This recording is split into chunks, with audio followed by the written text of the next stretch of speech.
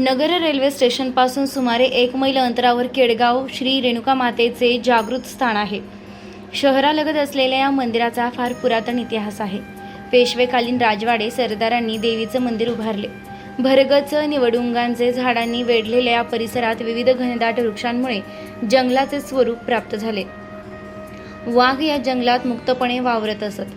आश्चर्याची बाब म्हणजे रात्री देवी दर्शनास वाघोबांची स्वारी डरकाळ्या फोडत येई।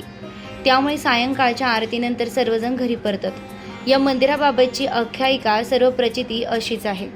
पूर्वी गुरव कुटुंबात श्री रेणुका मातेच्या कृपाप्रसादानं पुत्ररत्न जन्मले। बाळाचं नाव आवडीनं भवानी असं ठेवण्यात आलं। या भवानीनं रेणुका मातेची अखंड मनोभावे सेवा केली। श्री क्षेत्र माहूरगड हे त्यांचे मुख्य श्रद्धास्थान 3.5 शक्तिपीठांतील हे एक पूर्ण पीठ होय। या माहूरगड हे निवासिनी रेणुका मातेच्या नामस्मरणात भवानी गुरव तल्लीन असायचे। त्यांच्या या निस्सीम भक्तीवर देवी प्रसन्न झाली। मी आता तुझ्यासोबत येते असं देवीने सांगताच आनंदानं भवानी गुरव परतीच्या प्रवासाला लागले। केडगावच्या परिसरात येताच त्यांनी मागे वळून पाहिले।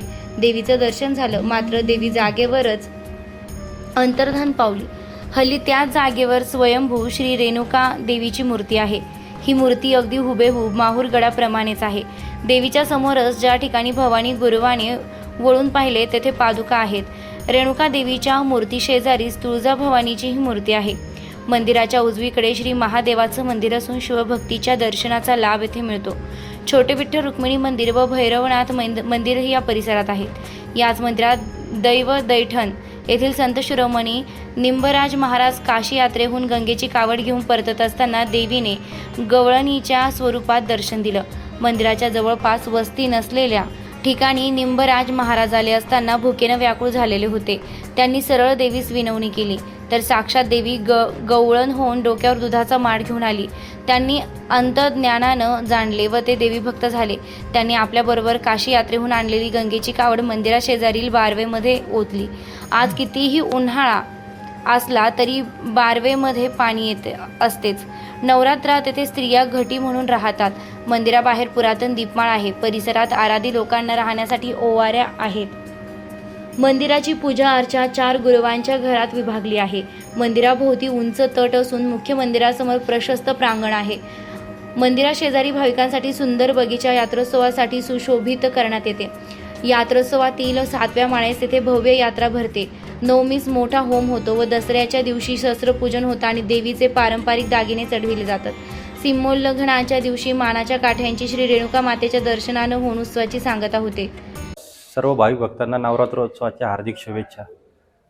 केडगाव रेणुका माता देवी देवस्थान केडगाव येथे दरवर्षीप्रमाणे नवरात्रोत्सव साजरा होणार आहे। पहिल्या माळेला सकाळी 8:30 वाजता घटस्थापना होऊन महाआरती करण्यात येईल।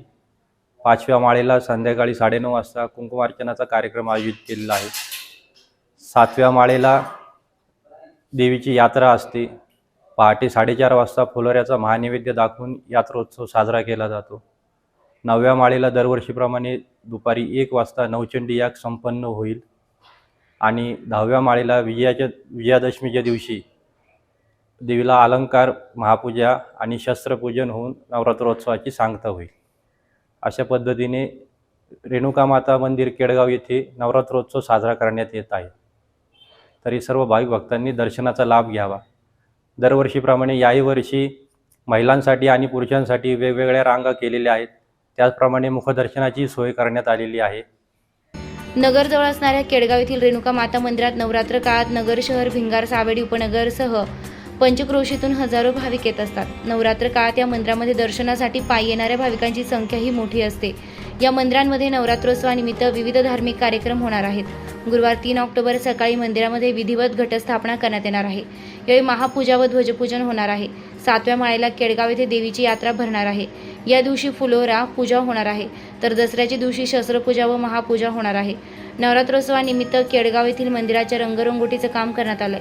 मंदिरात येणाऱ्या भाविकांचे दर्शन सोयीस्कर व्हावे यासाठी महिलांसाठी व पुरुषांसाठी स्वतंत्र दर्शन रांगेची व्यवस्था करण्यात आली आहे। नवरात्र काळ सुरक्षेच्या दृष्टीनं पोलिसांचा बंदोबस्तही या भागात राहणार आहे। प्रतिनिधी दीपक कासवा, अहमदनगर।